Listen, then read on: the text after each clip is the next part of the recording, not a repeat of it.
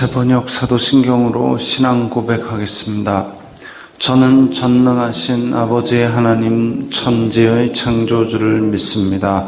저는 그분의 유일하신 아들 우리 주 예수 그리스도를 믿습니다. 그분은 성령으로 잉태되어 동정녀 마리아에게서 나시고 본디오 빌라도에게 고난을 받아 십자가에 못 박혀 죽으시고 장사된 지 사흘 만에 죽은 자 가운데서 다시 살아나셨으며 하늘에 오르시어 전능하신 아버지 하나님 우편에 앉아 계시다가 거기로부터 살아있는 자와 죽은 자를 심판하러 오십니다. 저는 성령을 믿으며 거룩한 공교회와 성도의 교제와 죄를 용서받는 것과 몸의 부활과 영생을 믿습니다. 아멘. 거룩하신 아버지 하나님 감사합니다. 간밤에도 편히 쉬게 해주시고 새벽에 기도하는 자리에 불러주시니 감사합니다. 이 시간 저희들 마음 중심으로 주님을 경외하게 하여 주시옵소서. 예수님 이름으로 기도드리옵나이다. 아멘.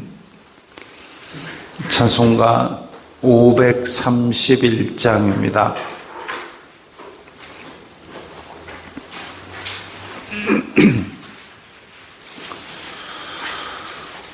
찬송가 531장입니다.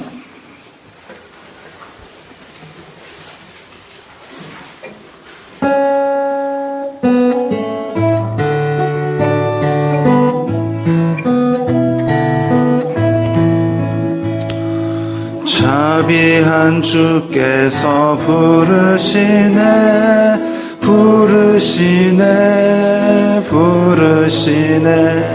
사랑의 햇빛을 왜 안 받고 점점 더 멀리 가나 지금 오라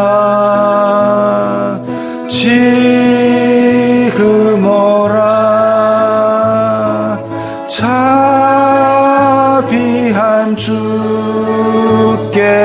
지금 곧 나오라. 고달파 지친 자 쉬라하네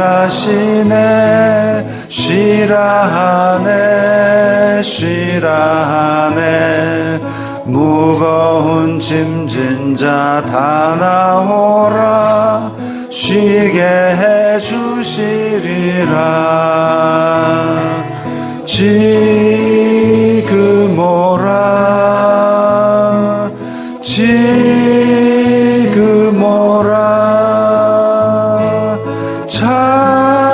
자비한 주께로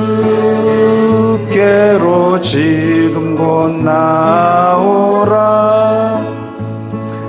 주께서 지금도 기다리네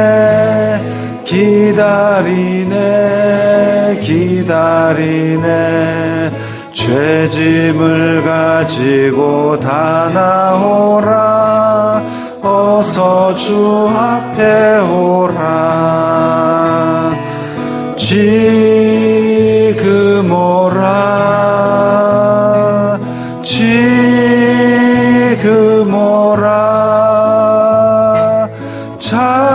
자비한 주께로 지금 곧 나오라.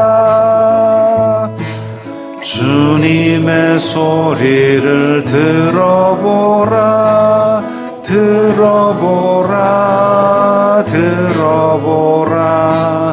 그 이름 믿는 자 복받으리. 어서 곧 일어나라. 지금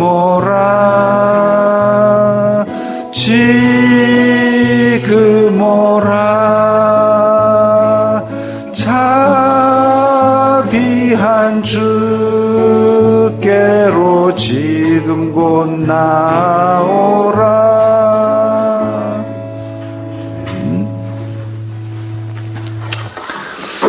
오늘 말씀은 누가복음 5장 1절부터 11절까지의 말씀입니다.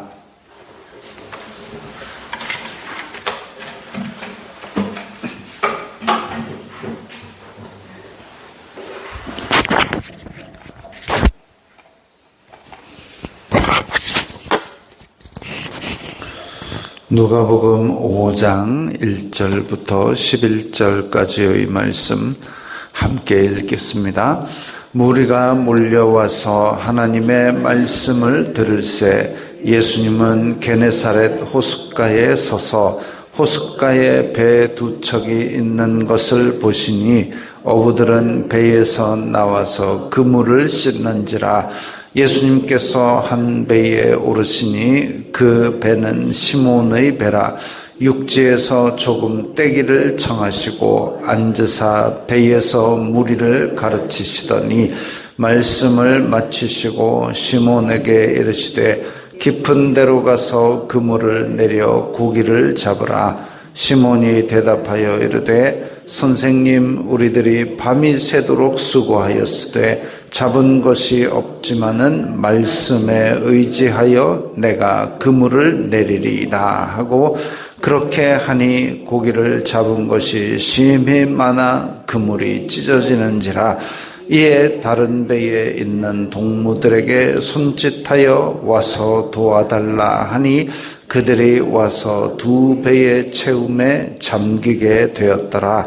시몬 베드로가 이를 보고 예수님의 무릎 아래에 엎드려 이르되 주여 나를 떠나소서 나는 죄인이로소이다 하니 이는 자기 및 자기와 함께 있는 모든 사람이 고기 잡힌 것으로 말미암아 놀라고 세베대의 아들로서 시몬의 동업자인 야고보와 요한도 놀랐습니다. 예수님께서 시몬에게 이르시되 무서워하지 말라. 이제 후로는 네가 사람을 취하리라 하시니 그들이 배들을 육지에 대고 모든 것을 버려두고 예수님을 따르니라. 아멘. 자, 무리가 몰려왔다 그랬습니다. 지금 예수님께서는 가버나움에서 베드로의 장모를 치료하시고 또 많은 병자와 귀신 들린 것을 치료하여 주셨습니다. 그러니까 많은 사람들이 예수님을 따라오기 시작했습니다. 처음에는 예수님을 붙들고 다른 데 못 가시게 하려고 했는데 예수님께서 많은 고을들의 하나님 나라를 전파해야 될 것이다 하고 다니신 것이죠. 무리가 몰려옵니다. 게네사렛 호숫가에 서서 이랬는데 게네사렛 호숫가, 우리가 얘기하는 갈릴리 호수입니다. 갈릴리 호수고 이 갈릴리 호수가 세로로는 한 20km쯤 됩니다. 가로로는 한 12km쯤 됩니다. 그 해운대에서 부산대학까지 직선거리로 한 12km쯤 됩니다. 그 정도 거리가 되는 호수가 갈릴리 호수입니다. 그 갈릴리 호수라고 하기도 하고 워낙 커서 갈릴리 바다라 부르기도 하고 또 그 조그만 저수지 같으면 그런 일이 잘 없지만 이 갈릴리 호수에는 광풍이 일기도 할 정도로 꽤 큰 호수입니다. 그리고 모양새가 약간 삼각형 모양으로 생겨가지고 그 삼각형 모양의 수금 하프처럼 생겼다 해서 그 수금 하프가 이제 킨노르라고 부릅니다. 킨노르. 그래가지고 이 호수 이름을 긴네렛 호수라고 부르기도 하는 거죠. 그 이제 게네사렛 호수 혹은 또 여기 이제 갈릴리 호수가 제일 대표적인 이름이고 긴네렛, 게네사렛 혹은 디베랴 바다라고 부르는데 이 삼각형으로 생겨 있는 저 삼각형의 뾰족한 서쪽 부분 약간 아래에 디베랴라는 도시가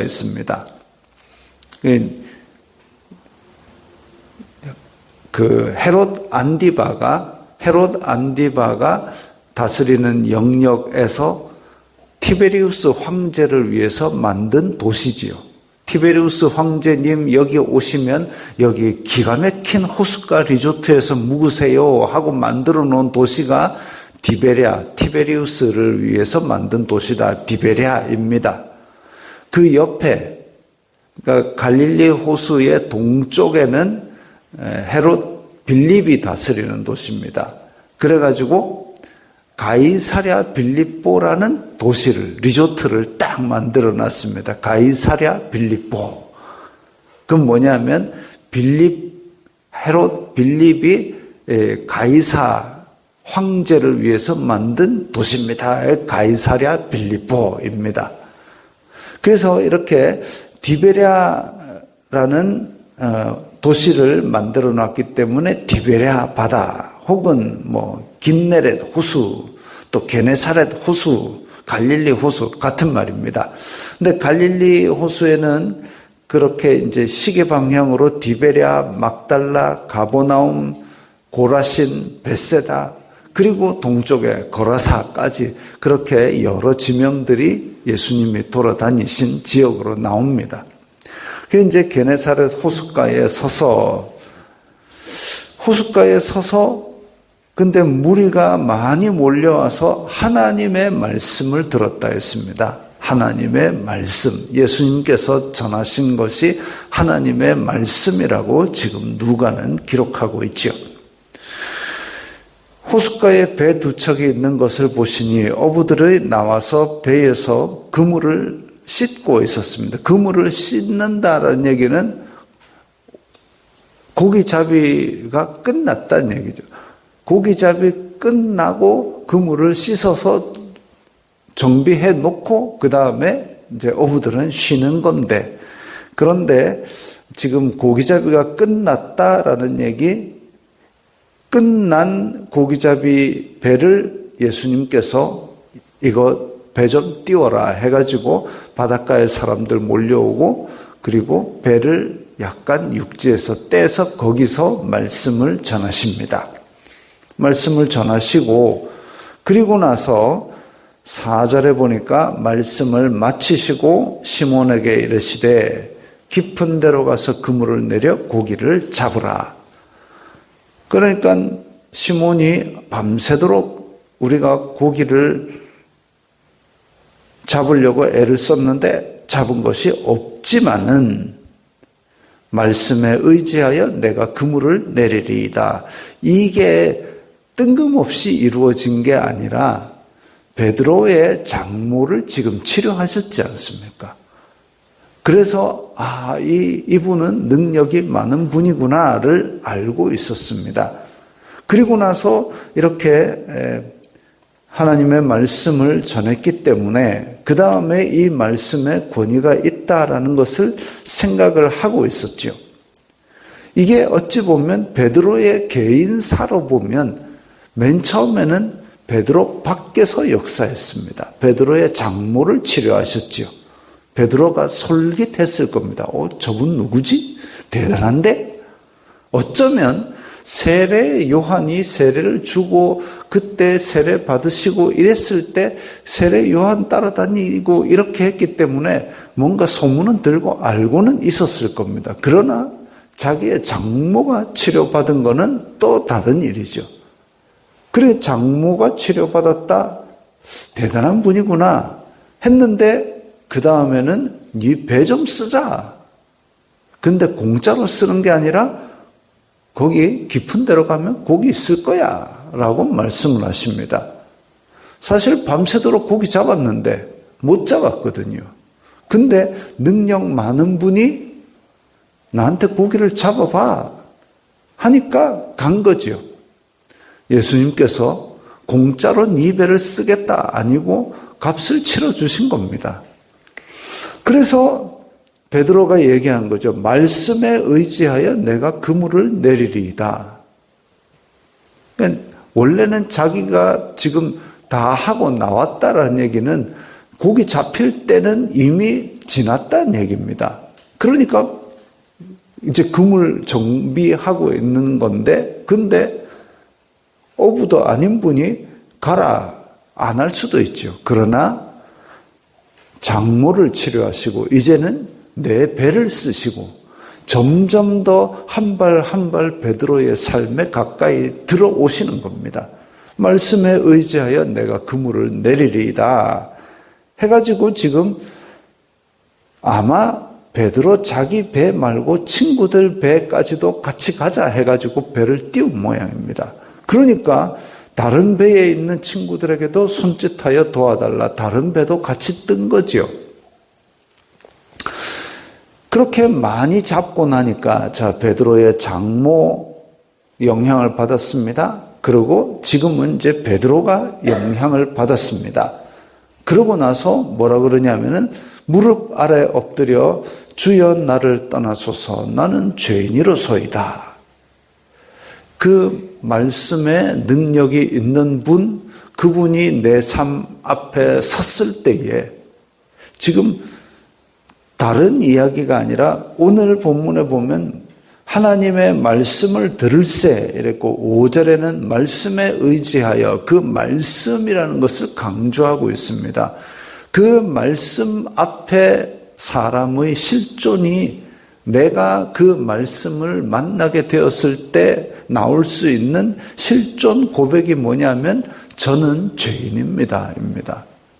하나님의 말씀이 정미하여서 우리의 심령과 골수를 찔러 쪼개갖고 뭐합니까? 회 써는 것도 아니고 쪼개갖고 뭐하느냐면은 그 속에 깊숙이라도 들어있는 그 죄를 끄집어내는 겁니다. 너는 죄인이다. 그 죄의 비참함을 깨달아야 그 다음에 죄 용서받는 은혜가 귀한 줄 아는 거죠. 그러지 않고 그냥 덩어리 뭉친 채로 놔두면 이 속에 사람의 속에 있는 것은 더럽고 추한 것이 가득해가지고 이걸 품고 다니게 됩니다. 그걸 쪼개가지고 끄집어내는 것이 하나님의 말씀의 능력입니다. 나는 이렇게 거룩하게 살고 있어라고 위선과 거짓으로 똘똘 뭉친 것 싹둑싹둑 잘라가지고 그 속에 깊숙하게 들어있는 이 뿌리 속까지 깊이 썩어있는 사람의 죄의 모습, 그것이 말씀 앞에 드러난 거죠. 그렇게 드러내가지고 뭐합니까? 하나님께서 야 너는 죄인이야 이 나쁜 놈아 이렇게 하려고 하는 게 아니라 이렇게 비참한 죄 속에 있으니까 이걸 내가 씻어주겠다. 이걸 내가 해결해 주겠다. 해서 은혜를 베풀기 위한 첫 단계가 뭐냐면 이 주여 나를 떠나소서 나는 죄인으로서이다. 죄인인 줄 알아야 그 다음에는 이제 그 죄를 없애주시는 은혜가 주어지는 거죠.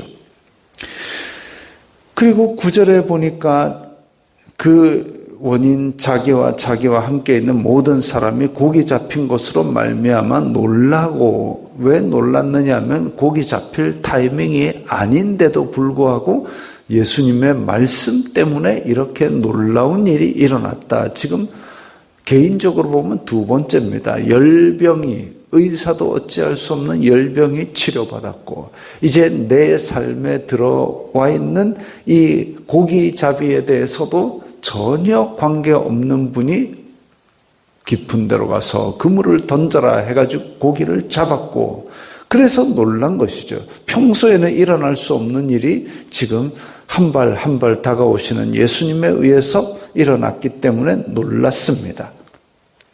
그래서 이 오실 메시아인가 아니면 최소한 하나님의 선지자는 되겠구나.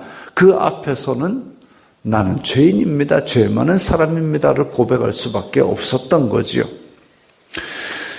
하나님의 사람 앞에서는 이렇게 나는 죄인, 나를 떠나소서는 멀리하겠다는 얘기가 아닙니다. 그 정도로 내가 무가치하고 더러운 존재이기 때문에 저는 더러워서 감히 가까이 갈 수 없는 존재입니다. 그 얘기입니다. 예수님 저리 가세요가 아니라는 거죠. 저는 그 정도로 무가치한 존재입니다. 라는 얘기입니다. 그러니까 예수님께서 무서워하지 말라. 지금 내 속에 있는 모든 것들이 와다닥 다 다 드러나는 이 상황 가운데서 사람은 두렵고 떨림으로 엎드릴 수밖에 없는 겁니다. 그래서 하나님을 더 깊이 아는 사람일수록 자기 죄에 대해서 더 고개를 숙이고 꼬부라지는 이유가 이 죄가 하나님 앞에서 얼마나 더럽고 이 나를 낮게 하는 것인지를 깨닫기 때문입니다. 하나님을 깊이 아는 사람이 겸손할 수밖에 없는 이유는 내가 내 본성까지 팍싹 썩어 있기 때문입니다. 그거 알면 내가 오래 믿었는데 목에 힘 못 주지요. 근데 예수님께서는 위로하십니다. 무서워하지 말라. 하나님의 역사 속에서는 하나님을 만난 사람들이 공통적으로 듣는 얘기가 뭐냐면 두려워 말라, 놀라지 말라, 괜찮다, 나는 너를 죽이려고 온 게 아니다.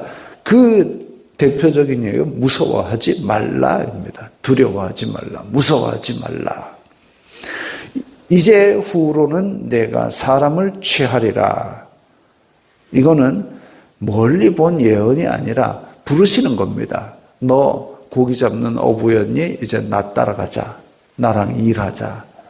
내 제자가 되어라. 부르시는 거죠. 두려워하지 말라. 내가 너를 지금 부르고 있다. 맨 처음에 그 마을에 오시고 그 다음에는 장모를 치료하시고 그 다음에는 고기를 잡으시고 그리고는 이제 너 내 제자가 되어라.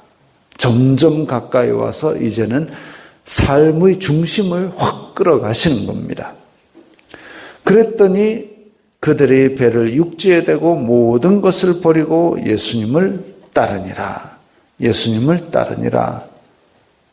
이제 그 부르심에 대한 순종이지요. 그 자리에서 그냥 예수님을 바로 따랐습니다. 남은 그물이라도 치워놓고 가지 남은 사람이 어찌하겠지요. 배나 그물 같이 있는 것이라고 사람들이 베드로가 떠나고 요한이 떠나고 그러면 누군가가 와서 그물 손질해가지고 그 다음날 또 고기 잡으러 갈 겁니다. 그런 거 신경 안 쓰고 바로 예수님을 따라갑니다. 중요한 게 있습니다. 베드로는 처음에 예수님을 오늘 본문에 뭐라고 불렀나 하면 자 5절에 보면 시몬이 대답하여 이르되 선생님입니다. 근데 선생님에서 8절에 보면 주여 나를 떠나소서. 선생님에서 주여로 바뀝니다. 호칭이 달라진 거죠.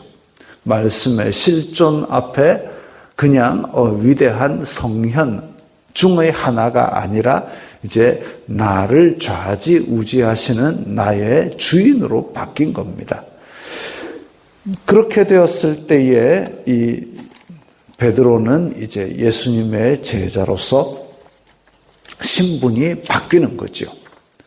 그렇게 말씀으로 한 칸 한 칸 우리의 마음에 들어오실 때에 우리가 순종하게 되면 이제 예수님께서 우리의 주인이 되고 그리고 우리의 실존이 다 드러나면서 이제 하나님 앞에 하나님의 인도를 받는 삶으로 변화가 되는 겁니다.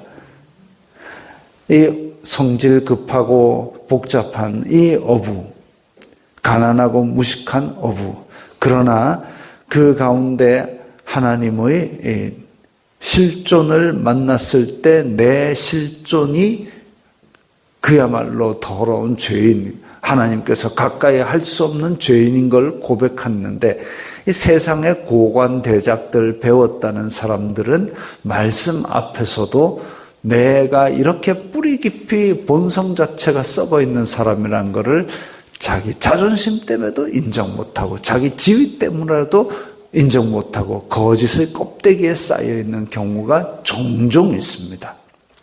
요한복음 3장에 보면 니고데모라는 사람이 등장합니다. 그런 껍데기에 쌓여서 내가 공회원인데 내가 유대인의 지도자인데 하고 있지만 그래도 밤중에 예수님을 찾아온 거죠. 밤중에라도 일단 예수님을 찾아왔을 때에 그 껍데기가 깨어지고 결국은 그 자기의 본성을 알게 되고 그러니까 나중에 예수님께서 십자가에 달리셨을 때 그 장사를 치르는 그런 제자가 되는 겁니다. 말씀 앞에서 나의 껍데기가 다 벗어지고 그 말씀과 나와 독대하게 될 때에 이제는 그때부터는 살 길이 열리고 은혜의 폭포수가 내리는 줄 믿습니다. 이런 은혜 가운데 오늘도 기쁨으로 말씀과 독대하시기 바랍니다. 기도하겠습니다. 거룩하신 아버지 하나님 감사합니다. 베드로에게 점점 한 걸음씩 찾아오셔서 주인이 되신 주님, 오늘도 저희들에게 한 걸음 한 걸음 저희들 마음 중심으로 들어오셔서 오늘 하루 저희들의 주인이 되어 주시옵소서. 예수님 이름으로 기도드리옵나이다. 아멘.